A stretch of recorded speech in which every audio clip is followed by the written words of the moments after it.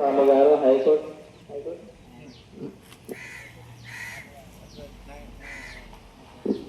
న్యాయవారు నరేష్ స్వామి గారు మాట్లాడాల్సిందిగా కోరుతున్నాం. ముందుగా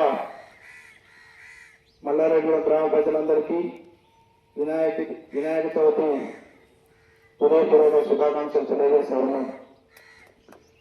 యువకులు అందరూ కూడా చైతన్యం కావడం కోసం మల్లారెడ్డి గ్రామంలో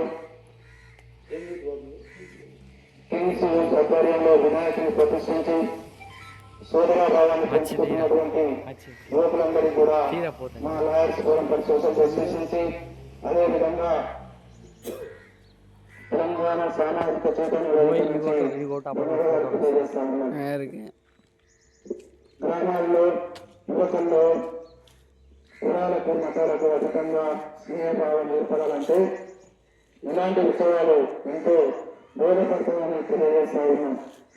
రాబోయే రోజుల్లో ఈ ప్రాంతంలో యువకులు ఎవరైనా ఇలాంటి ఉత్సవాలు నిర్వహిస్తే మేమందరం కూడా సింగోడుగా ఉంటామని తెలియజేస్తా ఉన్నాం.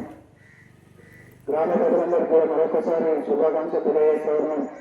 ఈ ప్రాంతం నుంచి మనందరూ తెలిసిన విషయమే, రాజ్యాధికారం కోసం తెలంగాణ సామాజిక చైతన్య వేదిక నుంచి అదేవిధంగా అనేకమైనటువంటి సోషల్ కార్యక్రమాలు చేస్తా ఉన్నాం. ఈ ప్రాంత ప్రజలకు అతి త్వరలో న్యాయ వ్యవస్థను కూడా దగ్గరగా తీసుకురావడం కోసం సంవత్సరం నారాయణపురంలో ఉచిత న్యాయ సలహా కేంద్రాన్ని కూడా ఏర్పాటు చేస్తున్నామని తెలియజేస్తా ఉన్నాం.